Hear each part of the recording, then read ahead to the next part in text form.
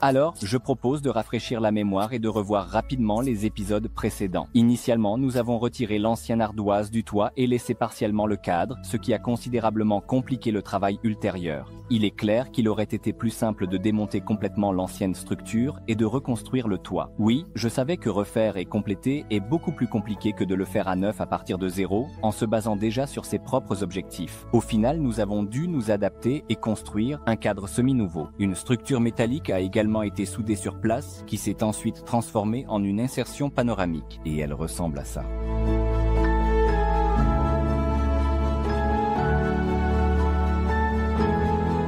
Ensuite, nous avons recouvert tout le toit avec des panneaux OSB et prévu de l'isoler de l'intérieur, comme je l'ai mentionné à la fin du deuxième épisode. Et là, nous avons été inondés de commentaires. Comme je l'ai dit, nous ne sommes pas des constructeurs professionnels, mais des passionnés. Nous puisons nos informations sur Internet. Et vos commentaires, d'ailleurs, sont aussi des informations très précieuses. Finalement, après avoir étudié la question en détail, il est devenu clair que nous avions vraiment des problèmes.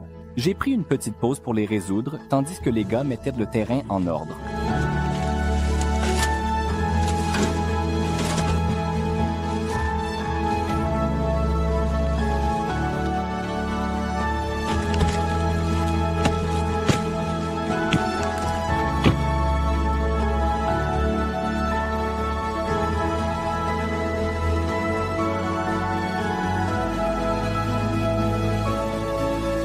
Le principal problème était que, en effet, la structure du toit ne convenait pas à la méthode d'isolation initialement prévue.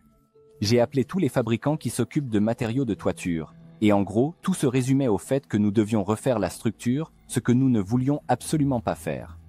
La seule exception a été les gars de Technonicole.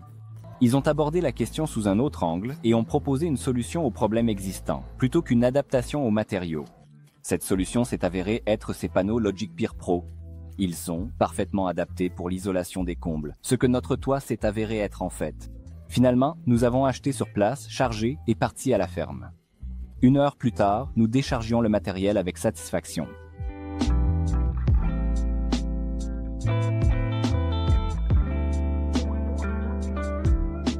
Nous avons commencé par la structure métallique, comme nous avons décidé de tester un toit végétalisé.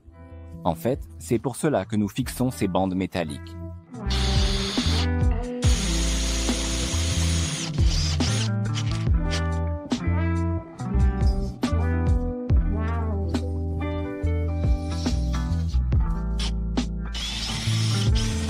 Oui, je comprends que pour l'instant, rien n'est clair. Un peu de patience, et tout prendra sa place. Mais d'abord, l'isolation. Nous prenons une plaque thermique, mesurons et coupons à la taille. Cela ne pose pas de difficultés particulières, car le matériau est très facile à travailler et se coupe facilement, dans notre cas, avec une simple scie à onglet.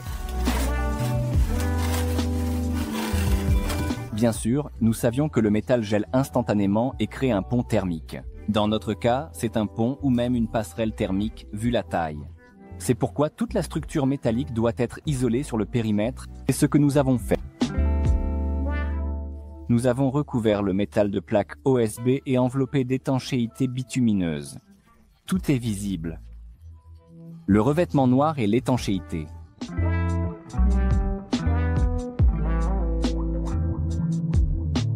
Après avoir posé la première plaque sur le toit, ajusté, tout s'adaptait, nous appliquons la colle. Dans ce cas, il s'agit d'une colle mousse spéciale de Technonicole qui est conforme aux normes pour ce type de travaux. En fait, selon la technologie, la colle mousse est appliquée uniquement à l'endroit, les joints des plaques thermiques, et ensuite elles sont pressées par la grille, les fixant au système de chevron. C'est ainsi que nous procéderons à l'avenir.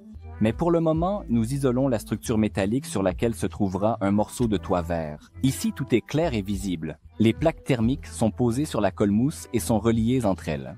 Tous les joints et les bords ouverts sont collés avec du ruban aluminium. Pour plus de fiabilité et de positionnement, les plaques thermiques sont fixées à travers le toit avec de longues vis. Les endroits fixation scellés silicone recouverts ruban adhésif.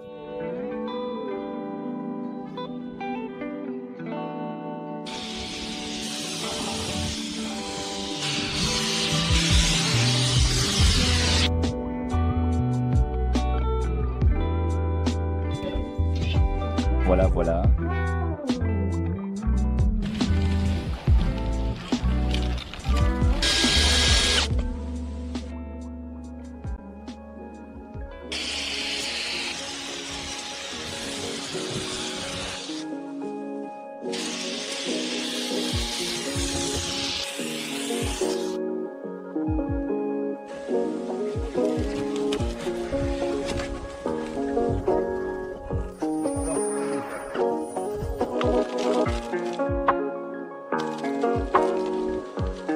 La couche suivante est une sorte de super tapis de sous-couche très résistant. Il est auto-adhésif. Pour anticiper, je dirais que c'est un objet très pratique et utile. Nous l'avons tellement aimé que nous l'avons utilisé à chaque occasion par la suite. Mais nous en parlerons un peu plus tard.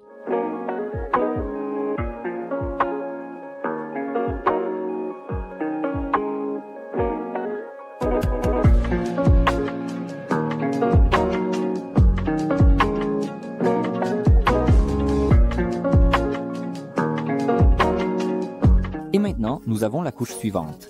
C'est un drainage qui, dans notre cas, jouera le rôle de réservoir d'humidité.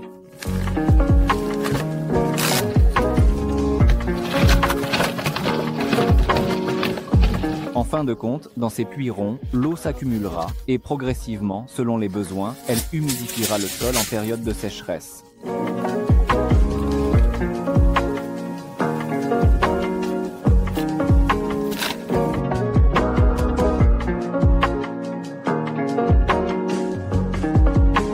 Une fois que tout le sandwich sera assemblé, nous le presserons avec une structure métallique et tout sera solidement fixé. En attendant, nous collons du ruban adhésif double face pour que toutes les couches restent bien en place.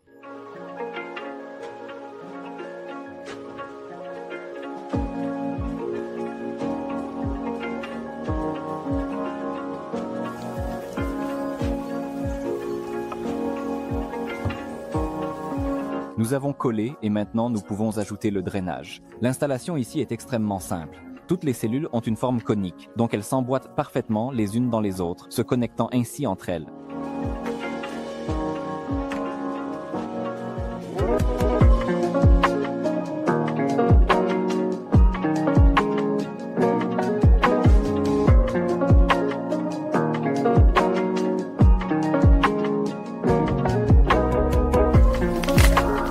À la fin, tous les joints sont collés avec un ruban adhésif spécial Van ter Ben. Pour être honnête, j'ai été agréablement surpris que pour chaque connexion, un matériau spécial ait été prévu et soit disponible. Un gros pouce en l'air pour cette approche.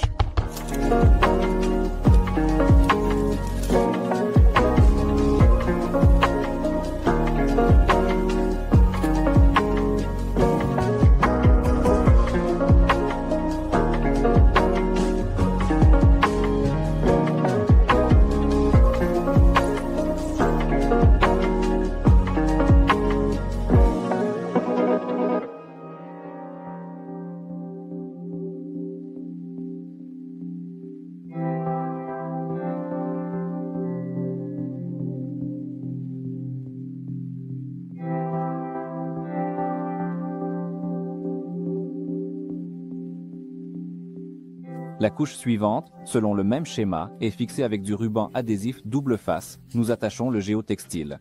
L'eau passe à travers et atteint le réservoir d'eau, tandis que le sol reste en place et ne s'érode pas. Une fois que nos mini-puits sont remplis, l'excès d'eau s'écoulera simplement.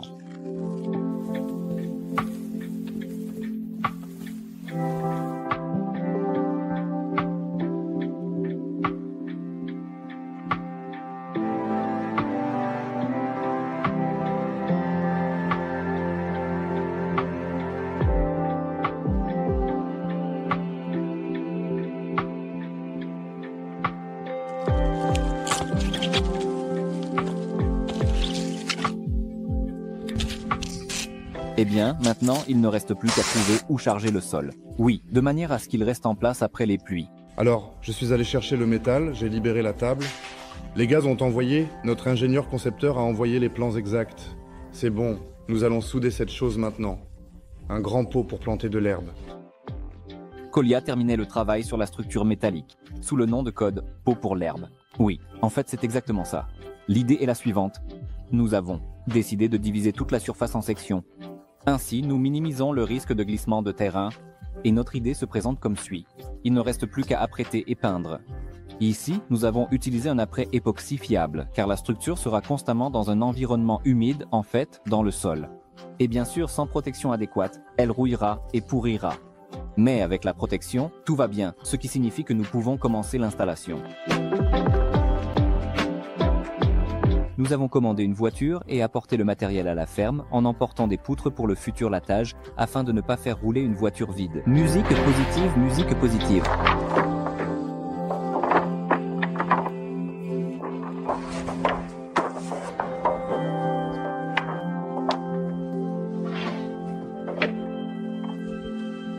Enfin, le premier essayage.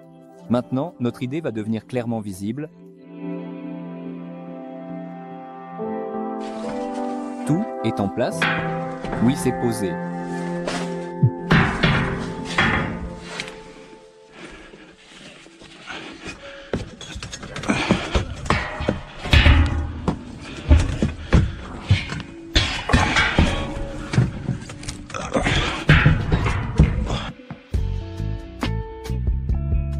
Au final, la structure dans laquelle nous allons verser le sol est posée sur un sandwich bien préparé. À sa base se trouve une solide structure métallique, déjà isolée avec des panneaux de perlite. Et la grille métallique supérieure n'interagit pratiquement pas avec l'inférieur isolé. Ainsi, le pont thermique, dont on a tant parlé, disparaît. Eh bien, le reste est simple. Nous fixons la grille aux bandes métalliques qui ont été préalablement fixées à la structure principale. Et nous serrons le tout avec des boulons sur tout le périmètre. Nous coupons l'excédent et c'est prêt.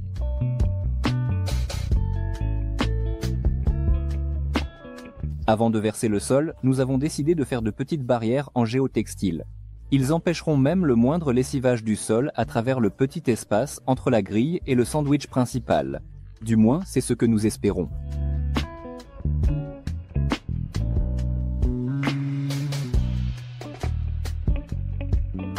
Et enfin, le premier sac de terre. Ici, nous avons décidé d'utiliser un sol fertile normal car le volume est petit et cela n'a pas coûté cher. Et ainsi, sac après sac,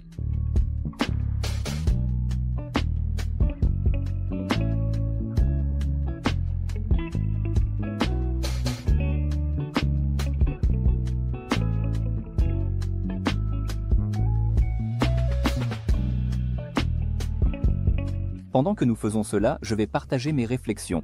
Initialement, je prévoyais de rendre tout le toit vert, c'est-à-dire semé d'herbe. Après avoir étudié la question, il est devenu clair que pour cette technologie, il faut une charpente de toit ultra résistante, ce qui bien sûr était faisable, mais pour une telle charpente, il faut des fondations et des murs appropriés, ce dont nous ne pouvons pas nous vanter.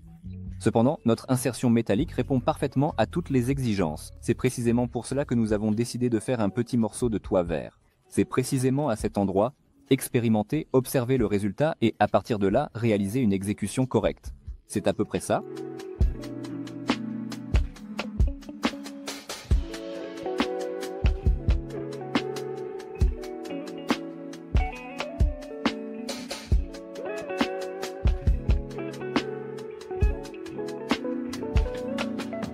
Pour être honnête, ce n'est pas l'activité la plus pratique de charger du sol sur un toit avec une telle inclinaison. Mais après quelques heures, la mission est accomplie et nous pouvons avancer. À cette fin, j'ai acheté de l'herbe à gazon qui pousse bien dans les zones ombragées, car il y a très peu de lumière solaire directe ici à cause des arbres. Et je l'ai semé généreusement, sans hésiter, puis j'ai commencé à l'arroser. L'idée est que l'herbe devrait germer d'ici la fin de cet épisode, afin de vous montrer le résultat de manière concrète. C'est pourquoi nous avons d'abord travaillé sur l'insertion verte, puis nous nous sommes occupés du reste de la toiture. Tout d'abord, nous fixons la poutre au bord même du toit. Nous avons initialement calculé l'épaisseur du futur sandwich et choisi la poutre appropriée. Nous l'avons fixée tout autour du périmètre et ainsi des deux côtés.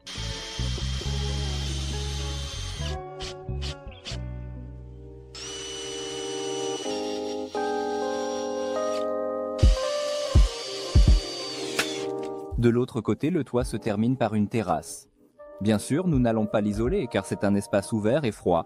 Ici, nous avons décidé d'utiliser une technologie légèrement différente et avons appliqué de l'OSB avec du feutre bitumé de Techno-Nicole. Mais d'abord, nous appliquons un primaire. Grâce à lui, le matériau s'applique de manière plus uniforme et de meilleure qualité. C'est un peu comme un après pour le feutre bitumé, pour le dire simplement. Comme vous pouvez le voir, entre les deux structures, nous avons une marche que nous recouvrons également. Quelle est l'idée ici? C'est précisément à cet endroit que se fera la jonction entre le toit isolé et le toit froid. Pour que le toit soit finalement sur un seul plan, cette marche a été réalisée. Nous avons fixé et collé l'angle. Avec ce matériau que nous aimons tant, nous appliquons la dernière bande.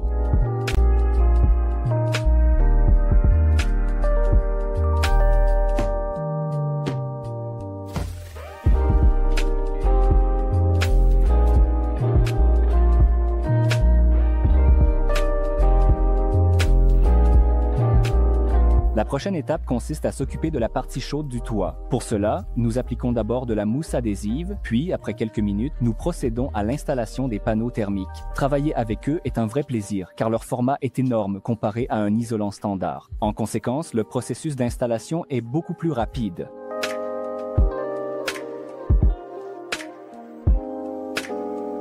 Par la suite, ces panneaux sont fixés à la structure du toit à travers le latage. Mais d'abord, nous avons décidé de les fixer de cette manière temporaire. Pourquoi avons-nous décidé de procéder ainsi? Le plus souvent, ces panneaux thermiques sont fixés directement à la structure du toit. Dans notre cas, la structure était déjà recouverte de panneaux OSB. Ce n'est pas critique, mais il nous est difficile de voir immédiatement l'endroit où l'on peut fixer le panneau. C'est pourquoi nous avons décidé de d'abord coller tous les panneaux, de les fixer avec des vis temporaires, puis de faire un marquage précis et de les attacher avec le latage sur tout le périmètre.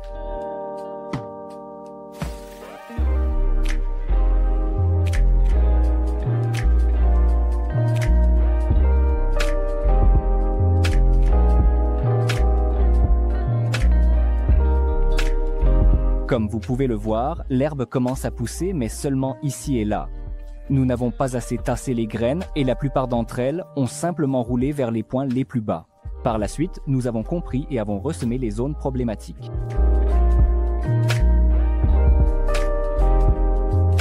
Comme vous vous en souvenez, la structure métallique qui constitue la base du toit doit être isolée de tous les côtés. C'est pour cela que nous faisons une découpe. Ici, tout est simple, quelques passages avec la scie à onglet et ensuite tout selon le même schéma. Colle, panneau thermique et vis temporaire. Pendant le travail, un détail m'a troublé. En fait, ces panneaux sont recouverts d'une fine couche métallique des deux côtés, c'est-à-dire qu'ils sont laminés. Eh bien, un côté ne brillait pas du tout. J'ai pensé que c'était un défaut ou une erreur. J'ai contacté le vendeur. Et il s'est avéré que c'est un revêtement spécial. C'est fait pour que lors de l'installation, le soleil ne nous éblouisse pas en se reflétant sur la surface brillante. Voilà une approche. Mes respects.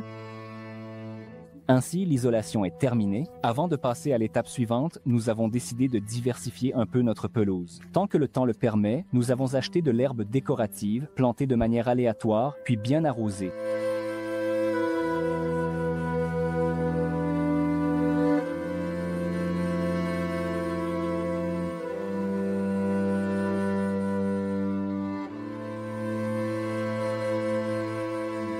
La prochaine étape est le latage qui créera l'espace de ventilation. Pour cela, nous prenons des poutres de 5 cm, les disposons, les nettoyons de la poussière et des copeaux avant de les imprégner d'un antiseptique. Et voici l'histoire suivante avec cela. En gros, j'ai décidé de commander un antiseptique. J'ai contacté le vendeur et passé commande. Après quoi, j'ai reçu une série de questions de clarification. J'ai dit que j'avais juste besoin d'un antiseptique universel pour toutes les occasions, que l'on me donnait toujours dans les magasins de bricolage. Et quelle ne fut pas ma surprise après avoir appris que c'était, pour le dire gentiment, incorrect.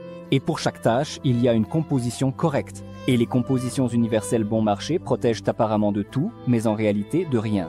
Après avoir étudié cette question en détail, nous avons acheté plusieurs concentrés pour différents usages. Et dans le prochain épisode, nous consacrerons un segment entier aux antiseptiques. Il y a beaucoup à dire à ce sujet. Un grand merci et salutations aux spécialistes de Zelest. Mais ce sera discuté dans le prochain épisode. Nous devons terminer la toiture. Cela signifie qu'il est temps de fixer le latage. C'est très simple ici. En partant du marquage, nous disposons déjà les belles poutres rouges et avec de longues vis, nous les fixons au cadre principal du toit et ainsi, poutre après poutre. Ensuite, nous appliquons un antiseptique sur le prochain lot de poutres et continuons. Selon la technologie, les joints entre les panneaux thermiques sont collés avec du ruban adhésif. Mais pour être honnête, nous l'avons oublié à la base. Cependant, le tapis bleu autocollant était à portée de main. La facilité d'utilisation, nous avons décidé de ne pas retourner chercher le ruban adhésif. La prochaine étape consiste à recouvrir le latage avec des panneaux OSB. C'est pour cela que nous les déchargeons. Et immédiatement, nous les transportons sous l'abri. D'ailleurs, vous pouvez regarder la série sur la construction de cette terrasse via le lien dans la description. Eh bien, ensuite, tout est extrêmement simple. Nous posons feuille par feuille et les fixons au latage, formant ainsi un espace de ventilation. Et tant que les panneaux thermiques ne sont pas complètement cachés, je vais vous expliquer leurs secrets et leurs avantages. La principale caractéristique de LogicPeer est sa haute capacité d'isolation thermique. Propriété, c'est vraiment un matériau innovant. Il est composé de nombreuses cellules fermées remplies de gaz permanent. La conductivité thermique de ce gaz est inférieure à celle de l'air. Cela assure un coefficient de conductivité thermique exceptionnellement bas. De plus, les panneaux thermiques sont produits avec un revêtement en aluminium des deux côtés. Dans la plupart des cas, le revêtement en aluminium sert de pare-vapeur et assure un circuit thermique continu. En ce qui concerne l'écologie et la sécurité, le PIR est une variété de polyuréthane. Ce matériau ne dégage pas de phénol ni de styrène et est considéré comme l'un des plus sûrs pour la santé. C'est pourquoi il est utilisé dans la fabrication de meubles, de vêtements et même de coussins. De plus, sa sécurité est confirmée par un certificat finlandais sur l'émission de substances nocives. M1. En fin de compte, l'absence de substances nocives permet d'utiliser les plaques PIR même dans les saunas à des températures élevées. Les liens vers tous les consommables et matériaux sont dans la description. Magnifique.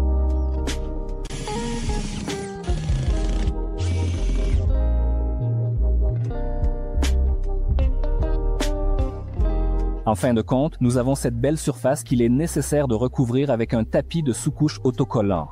Il créera une barrière contre l'humidité. Comme vous pouvez le voir, travailler avec lui est un plaisir. Et cela n'a pris que quelques heures. Ce matériau s'appelle Underwrap Next Self. Il adhère parfaitement sur lui-même. Il est possible de faire des chevauchements longitudinaux et transversaux sans problème. Et aucun mastic n'est nécessaire. Le matériau est relativement léger, facile à installer et absolument imperméable.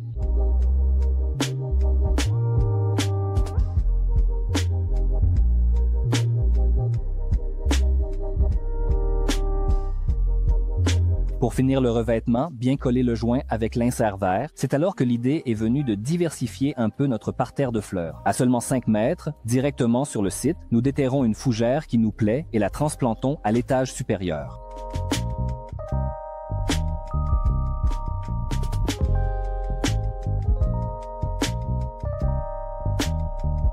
Un mois plus tard, la base est prête. Et il ne reste plus que la partie décorative, pensais-je. Mais en réalité, en anticipant un peu, je dirais que cela s'est avéré être le travail le plus difficile et le plus long de toute l'histoire de ce format. Mais pour l'instant, nous ne le savons pas encore en choisissant des chutes de bois thermotraitées. Nous les chargeons et les envoyons à l'atelier de menuiserie. Au final, nous avons trié ces chutes en créant quelques formats que nous allons mélanger entre eux. Cela a pris environ une semaine et tout le matériel est prêt. Il ne reste plus qu'à l'installer, pensais-je.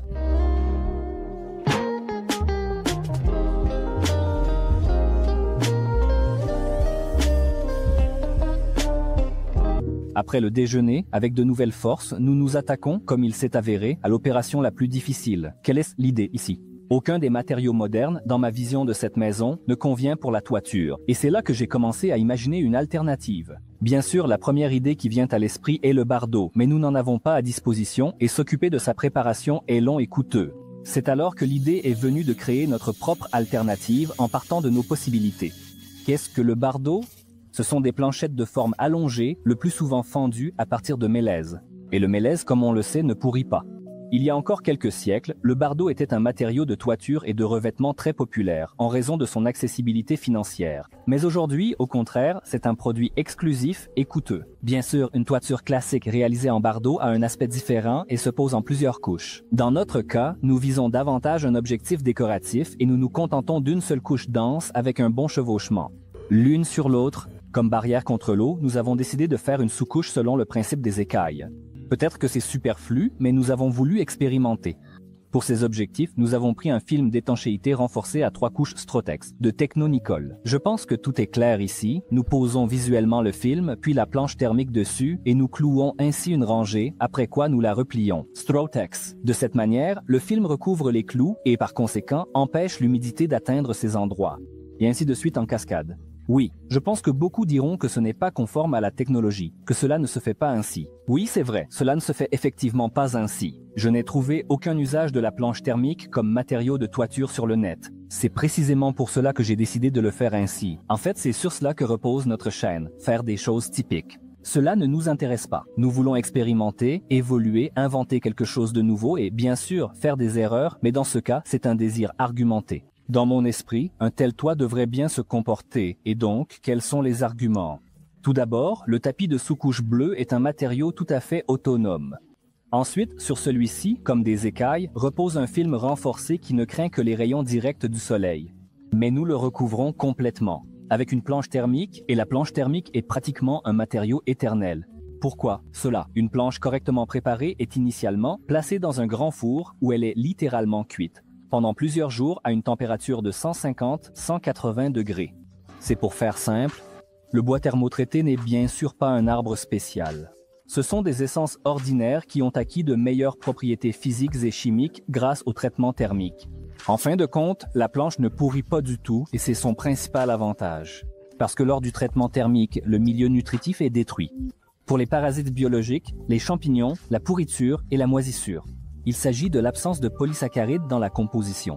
Cela augmente la durabilité biologique du bois thermotraité de 20 à 25 fois. C'est-à-dire que si une planche ordinaire pourrirait sur un toit en 5 ans, nos chutes de bois thermotraité pourraient facilement durer environ 100 ans.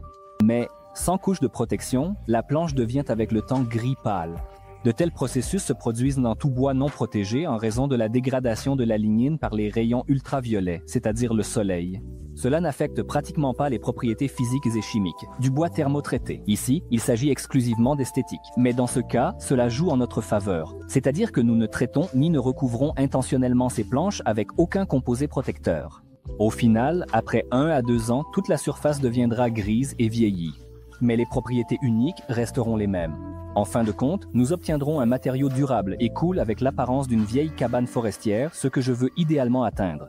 Avec le temps, de la mousse apparaîtra également sur le toit et nous y contribuerons. Mais déjà une autre histoire.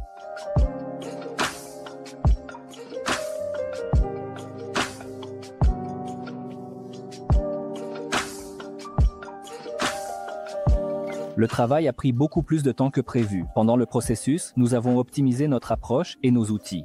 Initialement, le travail a commencé avec 2 personnes et 2 marteaux. Mais à la fin du processus, il a fallu faire appel à 5 personnes et 2 pistolets pneumatiques. C'est seulement avec cette approche que nous avons pu respecter le délai et terminer la toiture avant les gelées. Eh bien, pendant que les gars finissent les dernières rangées, je vais vous parler un peu plus des propriétés du traitement thermique.